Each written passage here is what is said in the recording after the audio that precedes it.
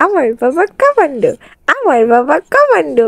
মাশাল্লাহ মাশাল্লাহ, আমার বাবা কমান্ডো, আমার বাবা কমান্ডো। জ্ঞানের বাবা এগিয়ে যান, এগিয়ে যান, আপনি না গেলে কিন্তু আজকে মান সম্মান শেষ হয়ে যাবে, সম্পূর্ণটা শেষ করতে হবে, এগিয়ে যান। আসসালামু আলাইকুম সবাইকে, সবাই কেমন আছেন? আলহামদুলিল্লাহ, আল্লাহর রহমতে আমি অনেক বেশি ভালো আছি। আজকের ব্লগে আপনাদের সাথে শেয়ার করব আমার লাইফের আরো কিছু সুন্দর মুহূর্ত। আমার ছেলেটা তো সবসময় মাশাল্লাহ ওর বাবার কোলে ও এইভাবে থাকে দেখে আমি মুগ্ধ হয়ে যাই মাশাল্লাহ। পার্কটাকে ঘুরে ঘুরে দেখতেছিলাম, এই সময় আমি কিয়ানের বাবাকে বললাম আপনি একটু দাঁড়ান, আপনার আমি কয়েকটা ছবি তুলে দেই। ছবি তোলার নাম করে একটু ভিডিও করে নিয়েছিলাম, তারপরে অনেকগুলো ছবি তুলে দিছি। আমরা সিদ্ধান্ত নিয়েছিলাম চলেই যাব, তারপর চোখে পড়লো এই পার্ক যেখানে বাচ্চারা খেলা করছে। কিয়ানের বাবাকে আমি আমার মনের ইচ্ছা জানালাম, আমি তাকে বললাম আমি এই পার্কের ভিতরে যেতে চাই। সে আমাকে বলল যে চলো তাহলে কিছু সময় এটার ভিতরেই আমরা খেলাধুলা করি।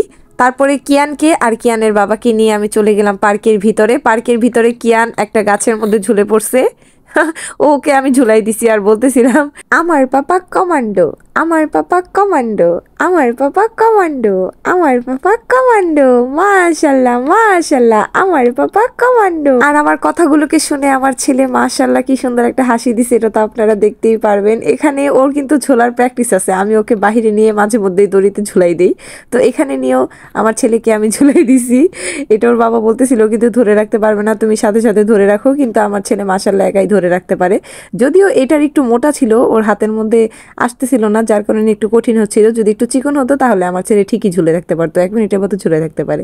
আমার বাবা কমান্ডো, আমার বাবা কমান্ডো, এটা বলতেছিলাম। আর আমার ছেলে আমার দিকে তাকিয়ে দেখেন কি সুন্দর মাশাআল্লাহ একটা হাসি দিচ্ছে। আমার ছেলে যেহেতু ছেলে, মানে ছেলে মানুষটা একটু দুষ্টু বেশি হয়। তারপরে কিয়ানের বাবাকেও আমি বললাম যে আপনি একটু এটার মধ্যে উঠেন, একটু খেলে আমাদের দেখান, সম্পূর্ণটা যেতে হবে, না হলে কিন্তু মান সম্মান থাকবে না। কিয়ানের বাবা এগিয়ে যান, এগিয়ে যান, আপনি যদি সম্পূর্ণটা শেষ না করেন তাহলে কিন্তু আজকে মান সম্মান একটুও থাকবে না, তাড়াতাড়ি করেন, এগিয়ে যান। তারপরে কিয়ানের বাবা অনেকটা চেষ্টা করছে, কিন্তু এটাতে বাচ্চারা অনেকক্ষণ ধরে খেলা করতেছিল, যার কারণে হাতলগুলো ঘেমে গেছে। কিয়ানের বাবা বেশিক্ষণ ধরে রাখতে পারে নাই, তারপরে বাধ্য হয়ে ছেড়ে দিছে। কিন্তু কিয়ানের বাবা যেহেতু আর্মি, তার কিন্তু এগুলো সব ট্রেনিং নেওয়া আছে, সেগুলো তার কাছে কোনো ব্যাপারই না। তারপরে আমরা ওইখান থেকে এসে পড়ছি অন্য অন্য জায়গায়, অন্য অন্য রাইডে ওঠার জন্য, যে একটু স্লিপারে উঠবো, একটু দোলনাতে উঠবো। বাট শুক্রবারের দিন ছিল, সব কিছুতে এত ভিড় ছিল, কোনো কিছুতে উঠতে পারিনি। তাই আমি একটু ঘুরে ঘুরে ভিডিও করতেছিলাম।